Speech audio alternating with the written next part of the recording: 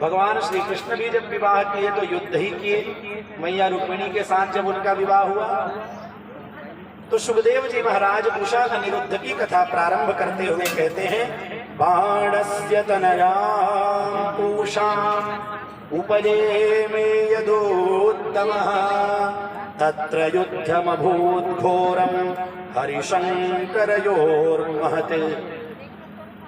कहते हैं बाणस्य तनयां उषा, बाण की पुत्री जिसका नाम उषा है, उनका विवाह जब अनिरुद्ध के साथ हुआ तो तत्र युद्धम अभूत घोरम, अत्यंत भयानक युद्ध हुआ। और ये कोई साधारण युद्ध नहीं था। हरिशंकर योर महत, भगवान श्री नारायण और भगवान श्री रुद्र अर्थात विष्णु भगवान और भोलेनाथ के बीच घमासान युद्ध हुआ उषा अनिरुद्ध विवाह के प्रसंग में। जब यह कथा श्रवण कराया तो राजा परीक्षित ने प्रश्न किया, हे प्रभु आप हमें इस कथा को विस्तार से श्रवण करें। तब सुखदेव जी महाराज कहते हैं, बाणः पुत्र शतज्येष्ठः बले रासीन महात्मनः। महादानी बलि जिनकी कथा आप श्रवण किए हैं उनके 100 पुत्र हुए, जिनमें सबसे बड़े पुत्र का नाम बाणासुर। और बाणासुर भगवान की तपस्या किया, भगवान भोलेनाथ प्रसन्न हुए और प्रसन्न होकर जब वरदान मांगने की बात आई तो बाणासुर ने कहा कि आप हमें 10,000 हाथ दे दें, 10,000 भुजाएं। बाणासुर के पास 10,000 भुजाएं। और भगवान भोलेनाथ ने कहा कि तुम्हारी नगरी का रक्षा का भार मैं स्वयं वहन करूंगा। और उस नगरी का नाम क्या है? शोणितपुर। शोणितपुर के राजा हैं बाणासुर। भगवान भोलेनाथ प्रसन्न होकर कहे कि मैं आपकी नगरी की रक्षा स्वयं करूंगा, जब भी कोई आपके ऊपर आक्रमण करेगा उनके साथ मैं स्वयं युद्ध करूंगा। एक दिन भगवान भोलेनाथ से ही बाणासुर कहने लगा कि हे भोलेनाथ, आपने मुझे 10,000 हाथ तो दिए, भुजाएं तो दिए, और ये भुजाएं युद्ध करने के लिए तड़पती रहती है, लेकिन कोई योद्धा नहीं मिल रहा। बाणासुर को अभिमान हो गया, बल का अभिमान, धन का अभिमान, तन का अभिमान लोगों को होता ही है। कोई बहुत सुंदर होता है ना तो बार बार अपने शरीर को देखता है, मैं इतना सुंदर। कोई बलवान होता है तो अपने शरीर के सौष्ठव को दिखाता है, देखो मेरा शरीर वज्र के समान है। और किसी के पास धन है तो बात बात में वो धन की चर्चा करता है। महाराज जी ये मेरी गाड़ी है, महाराज जी ये मेरा घर है, यहाँ हमने एसी लगा के रखा है, जो भी संसाधन है धन के। तो बाणासुर को अभिमान हुआ, भगवान भोलेनाथ से ही कहने लगा कि 10,000 भुजाएं तो आपने दी, लेकिन युद्ध के लिए तरसता रहता हूँ, आपकी कृपा हो तो कभी युद्ध करने का अवसर मिले। भगवान भोलेनाथ ने भी कह दिया कि जिस दिन तुम्हारे नगर में लगा हुआ ध्वज गिर जाए उस दिन समझ लेना तुम्हारी ये युद्ध करने की इच्छा पूरी हो जाएगी। अब इधर कथा इस तरह से प्रारंभ होती है, तस्योषा नाम दुहिता, उसी बाणासुर की पुत्री का नाम उषा, जिसने एक बार स्वप्न में अनिरुद्ध का दर्शन किया और स्वप्न में ही रमण कर पड़े। स्वप्न में जब अनिरुद्ध का दर्शन किया अत्यंत मोहित हो गई, और अब तो उन्हीं के स्मरण में दिन भर खोई रहती, कहीं भी बैठी रहती अनिरुद्ध जी ही दिखाई देते। एक बार बाणस्य मंत्री कुंभांड, बाणासुर के मंत्री जिनका नाम कुंभांड है, उसकी पुत्री जिसका नाम चित्रलेखा है, वो चित्रलेखा अपनी सहेली उषा के पास आई, देखा, पूछा, अरे सखी क्यों इतने चिंतित हो, मैं देख रही हूं कुछ दिनों से तुम दुबली पतली हो जा रही। उषा ने सारी बात बताई, किस तरह स्वप्न में अनिरुद्ध का दर्शन हुआ और वहीं से प्रेम हो गया, और मैं अब उन्हें अपने पति के रूप में प्राप्त करना चाहती। चित्रलेखा ने कहा कि मेरे अंदर एक विशेषता है, यदि आप उनके स्वरूप का वर्णन करोगे तो मैं चित्र बना दूंगा, और उस चित्र से पता चल जाएगा कि वह कुमार जिनका आपने स्वप्न में दर्शन किया है वह कौन है।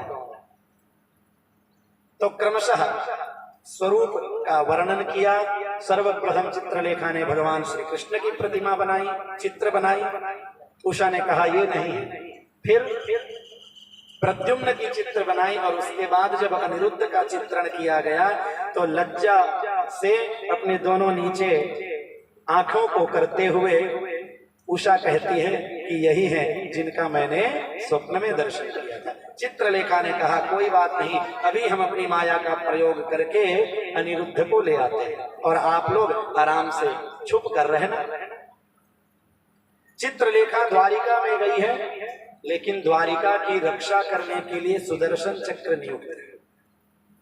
और यह कथा जो हम आपको निवेदन करने जा रहे हैं यह श्रीमद् भागवत के मूल में नहीं है, लेकिन पूज्यपाद श्री डोंगरे जी महाराज ने अपने भागवत रहस्य में यह कथा का उल्लेख किया है। सुदर्शन चक्र द्वारिकापुरी की रक्षा करने के लिए नियुक्त है। देवी चित्रलेखा अनिरुद्ध का हरण करने के लिए आई है। नारद जी से भेंट हुआ। नारद जी से सारा वृत्तांत चित्रलेखा ने बताया तो नारद जी कहते हैं जब तक सुदर्शन चक्र है तब तक आप द्वारिकापुरी में प्रवेश नहीं कर सकते। तो चित्रलेखा ने निवेदन किया आप हैं महात्मा, आप जाकर यदि सुदर्शन चक्र को अपनी बातों में लगाए रहें और सुदर्शन चक्र आपके पास रहा तो मैं जाकर प्रवेश कर लूंगी और अपना कार्य सिद्ध कर लूंगी। नारद मुनि ने सुदर्शन चक्र को कहा अरे भैया दिन भर घूमते घूमते केवल द्वारिकापुरी की रक्षा ही करोगी कि कभी सत्संग भजन भी करोगी? और नारद जी का दर्शन जिनको हुआ है, नारद जी की कृपा जिनके ऊपर हो गई है, उनके समस्त कार्य सिद्ध हो जाते हैं। नारद जी का अर्थ ही है नारम ज्ञानम ददाति इति नारदः, नारम नरकम द्यति खंडयति इति नारदः। और श्रीमद् भागवत में तो यह वाक्य है नारदो देव दर्शनः। जिन जिनको नारद जी का दर्शन हुआ है भगवान का दर्शन अवश्य हुआ है। और 24 अवतार जो भगवान के हुए उसमें एक अवतार स्वयं नारद जी। तो नारद स्वयं भगवान के 24 अवतार में से एक अवतार है। एक रूप से संत के रूप में विराजमान होकर उस ईश्वर तत्व को बताते हैं। तो नारद जी ने आज चित्रलेखा के कहे जाने पे सुदर्शन चक्र को दिव्य सत्संग कराया।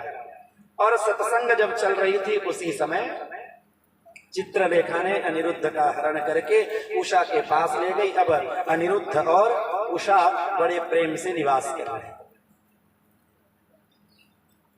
कई दिन व्यतीत हो गए, किसी को कुछ भी नहीं पता चला।